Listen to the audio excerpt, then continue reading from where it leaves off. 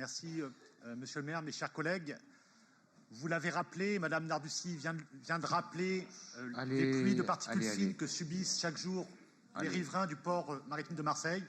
La pollution maritime tue chaque année prématurément 60 000 personnes en Europe, selon une récente étude de l'université de Rostock, et coûte à la collectivité plus de 58 milliards d'euros par an.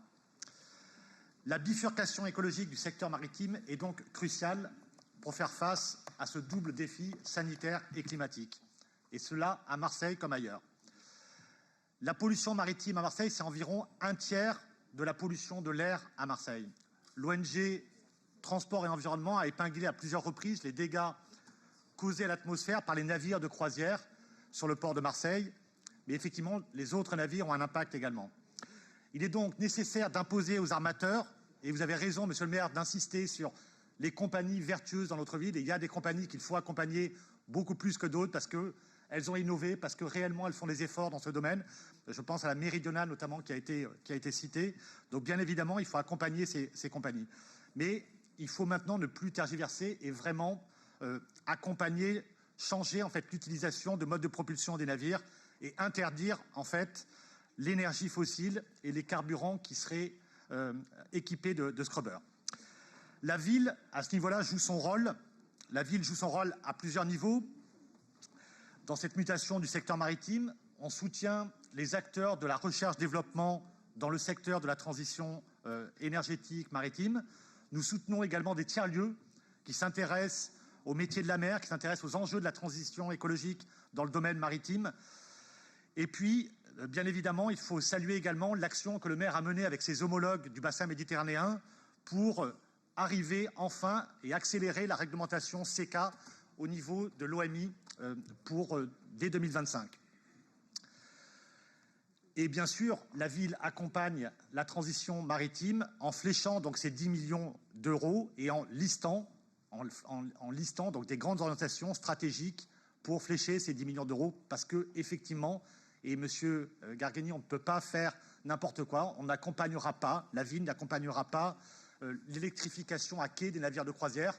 Il y a un principe qui existe en droit de l'environnement, c'est le principe pollueur-payeur.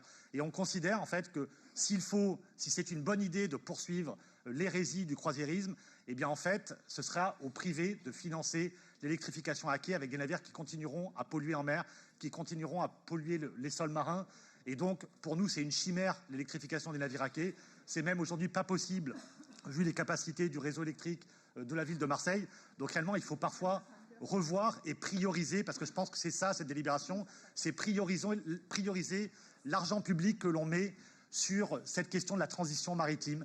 Et pour nous, très clairement, c'est la question de la réparation navale qui est le vrai enjeu, en fait. Le vrai enjeu qu'on évoquait tout à l'heure sur le changement de la propulsion des navires, c'est la réparation navale, c'est le fait qu'on crée une filière d'excellence dans ce domaine et qu'on équipe enfin, qu'on électrifie la forme 10 qui pollue énormément, mais qui crée de l'emploi sur le territoire et qui crée des filières qui sont non délocalisables et à fort enjeu écologique sur notre territoire. Donc c'est ça la priorité absolue en termes d'électrification des navires à quai.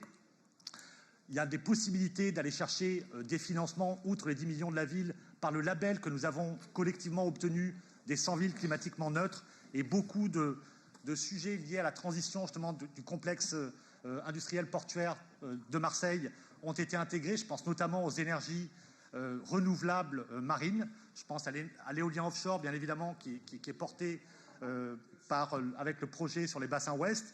Mais je pense également à l'énergie houlomotrice et bien sûr au développement des réseaux de thalassothermie qui existent à Marseille, mais qui doivent être développés et qui doivent être faits maintenant en maîtrise publique pour équiper l'ensemble des nouvelles constructions. Donc il faut aller chercher ces crédits européens et on pourra y participer. Nous y participons via ce contrat de ville climatique. Et enfin, monsieur le maire, au-delà de la transition et de la décarbonation des activités de notre port, vous avez supporté un plaidoyer avec vos homologues, comme je le disais tout à l'heure, méditerranéens. Il faut le poursuivre à plusieurs niveaux. Il faut le poursuivre pour étendre demain, au niveau de l'OMI, la zone ECA qui a été créée, la zone CECA, donc qui va concerner les oxydes de soufre, pour en faire également une zone NECA qui va concerner les oxydes d'azote. C'est 40% de la pollution à Marseille, d'oxyde d'azote, viennent du secteur maritime. Donc il faut absolument que l'on aille dans ce secteur-là. Il faut également que l'on bâtisse, et que l'on bâtisse ensemble, un scénario de sortie du croisiérisme. et que l'on arrive à reconvertir en fait les activités qui sont générées par le croisiérisme pour d'autres activités maritimes beaucoup plus vertueuses pour l'environnement et créatrices d'emplois et au niveau social également. Et donc il faut commencer par limiter la taille et le nombre de navires de croisière sur les ports méditerranéens.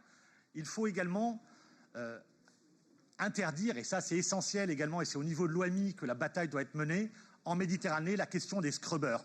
Les scrubbers, vous savez, ce sont en fait ces lessiveuses en fait, qui déportent en fait, la pollution qui était rejetée dans l'air vers la mer et qui crée des ravages. Il faut absolument, aujourd'hui, juste pour exemple, un porte-container qui fait la traversée de la Méditerranée entre Suez et Gibraltar rejette 360 000 tonnes d'eau de mer polluée donc, et un ferry qui fait la traversée Corse-Continent, c'est 43 000 tonnes par jour d'eau de mer qui sont souillées par ces scrubbers. Donc il faut qu'on mène cette bataille, c'est l'autre bataille qui est à mener pour lutter contre la pollution du secteur maritime.